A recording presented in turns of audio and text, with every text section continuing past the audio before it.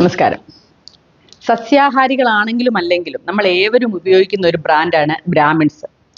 1987 വിഷ്ണു നമ്പൂതിരി എന്ന് പറയുന്ന ആൾ ഇടുക്കിയിൽ സ്വന്തം വീട്ടിൽ തുടങ്ങിയ ഒരു ചെറിയ സ്ഥാപനമാണ് ഇത്രയും വലിയ ലോകം അറിയപ്പെടുന്ന ഒരു ബ്രാൻഡായിട്ട് മാറിയത്.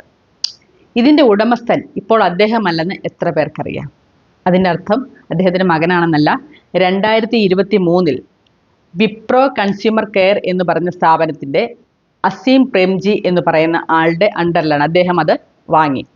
എന്നിരുന്നാലും വിഷ്ണു നമ്പൂരിയുടെ മകൻ ശ്രീനാഥ് വിഷ്ണുവാണ് ഇപ്പോഴും അതിൻ്റെ തലപ്പത്ത് MD ആയിട്ടിരിക്കുന്നത്. അതുകൊണ്ട് തന്നെ ഈ പ്രോഡക്റ്റിൻ്റെ ഗുണമേന്മയിൽ പ്രത്യേകിച്ച് മാറ്റങ്ങളൊന്നും വന്നിട്ടില്ലെന്ന് നമുക്ക് അസ്യൂം ചെയ്യാം.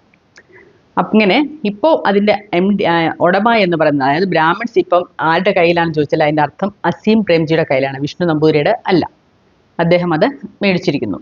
അതായത് വിപ്രോ നമുക്കറിയാം ഏറ്റവും കൂടുതൽ IT പ്രൊഫഷണൽസിനെ ഹയർ ചെയ്യുന്ന ഒരു കമ്പനിയാണ് വിപ്രോ. അതേപോലെ തന്നെ അവരുടെ വിപ്രോ കൺസ്യൂമർ കെയറിൻ്റെ നിയന്ത്രണത്തിലാണ് ഇപ്പോൾ ബ്രാഹ്മിൺസ് ഉള്ളത്.